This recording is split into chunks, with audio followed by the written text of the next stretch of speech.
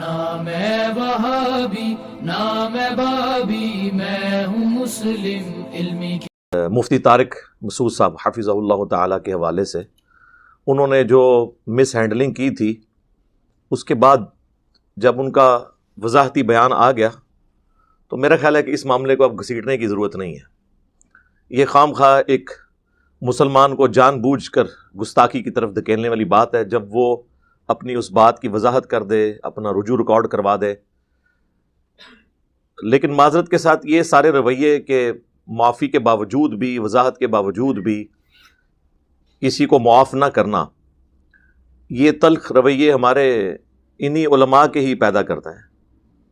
اب جب وہی معاملہ ان کو درپیش ہے تو میرا خیال ہے اب ان کو احساس ہو جانا چاہیے کہ جب آپ کسی شخص کو گستاخ رسول، گستاخ صحابہ، گستاخ اہل بیت کہتے ہیں تو اس پہ پھر کیا گزرتی ہے، جبکہ وہ ہو بھی نہ۔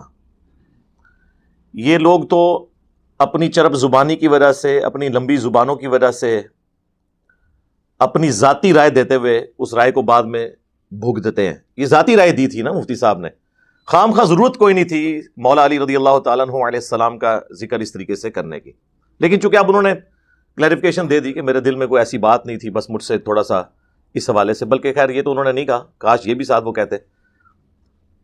ہم تو صحیح بخاری اور صحیح مسلم کی احادیث بیان کرتے ہیں، اس سے بڑھ کر قرآن کی آیات پیش کرتے ہیں، اور اس پر یہ ہمیں گستاخ رسول، گستاخ صحابہ اور گستاخ اولیاء، جو ان کے نزدیک اولیاء ہے، اس کا فتویٰ لگاتے ہیں۔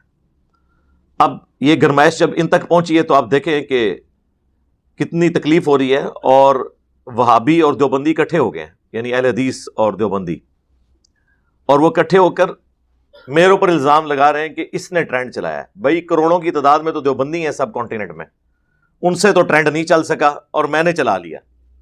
میں اس ویڈیو کے اندر اللہ کی قسم اٹھا کے کہہ رہا ہوں کہ مجھے تو اگلے دن پتا چلا ہے کہ یہ کوئی معاملہ ہوا ہے، وہ بھی شام کے وقت۔ فرحان جب میرے پاس آیا، میں نے کہتے جی یہ کیا ہو گیا جی، میں نے کہا یار ابھی تم موٹر بائک کھڑی کر رہے ہوگے تو مجھے یہ پتا چلا ہے، اور یہ تو کل کا معاملہ ہے۔ ظاہر ہے ہم تو ٹویٹر وغیرہ، میں تو اس طرح کی چیزوں سے دور رہتا ہوں، یوز ہی نہیں کرتا۔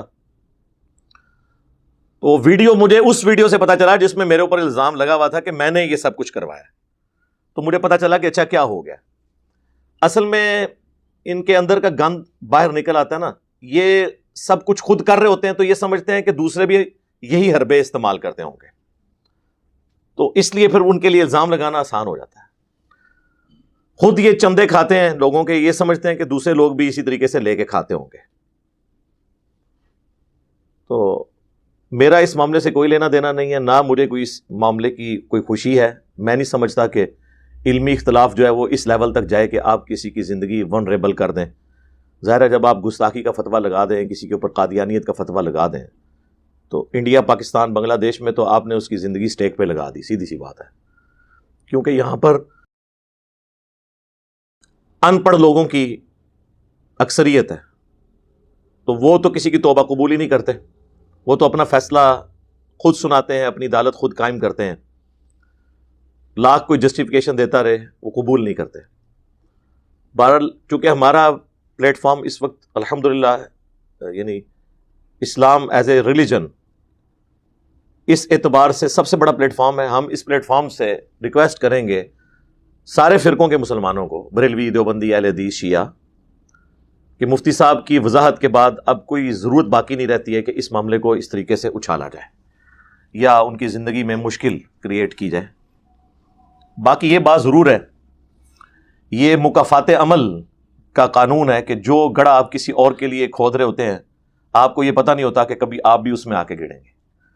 یہ سارے وہابی علماء، یعنی دیوبندی اور اہل حدیث، اور اس میں بریلوی بھی شامل ہیں، انہوں نے مل کے کتنے سال تک میرے اوپر کمپین چلائی بخاری اور مسلم کی احادیث بیان کرنے کے اوپر کہ یہ گستاخ صحابہ ہے، اور کتنا ظلم ہے۔ گستاخ صحابہ کہتے ہیں، بھئی صحابہ تو 1,00,000 سے زیادہ ہیں، آپ خود ہمیں بتاتے ہیں، ان میں یہ 3 بندے ہیں، حضرت معاویہ، حضرت عمر ابن عاص، حضرت مغیرہ ابن شعبہ رضی اللہ عنہم اجمعین۔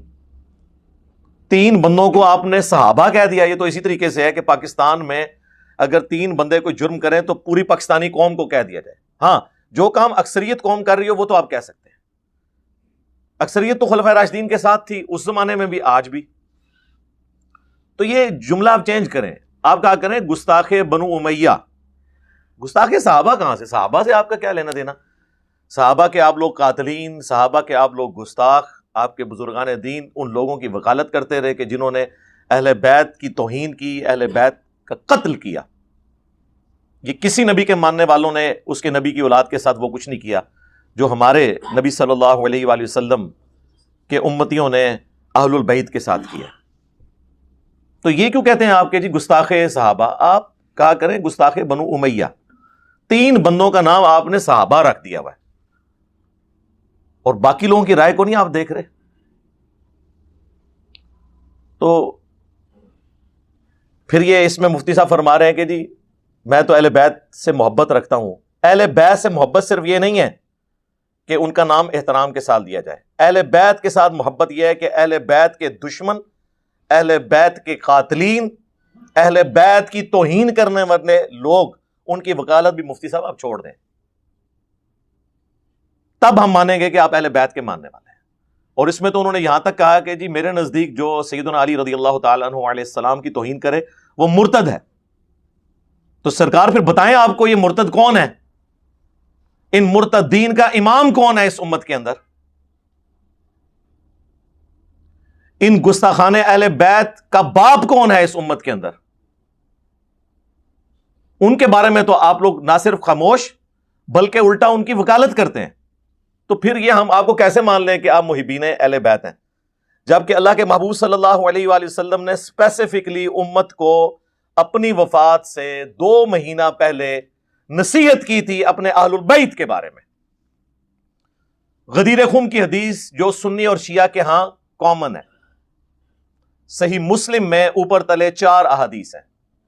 انٹرنیشنل نمبرنگ کے مطابق 6225 سے لے کر 6228 تک کہ حجۃ الوداع سے واپسی پر 18 ذوالحجہ 10 ہجری میں اللہ کے محبوب صلی اللہ علیہ وآلہ وسلم نے